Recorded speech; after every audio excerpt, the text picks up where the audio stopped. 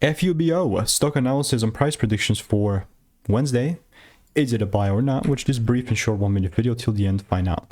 Now with this in particular, I'm the only guy in this space with 45,000 videos made, documented them all, I've seen what's working for me and what's not, and mainly it's all on my YouTube channel, especially with FUBO.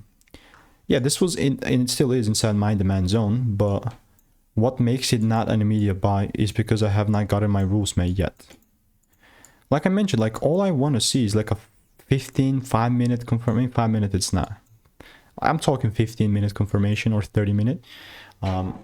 We're so close to the break-even point of that swing opportunity as well, but who cares? You know, that's part of trading. Nothing I can control about it. And now it's risk-free, and if it hits break-even, so be it.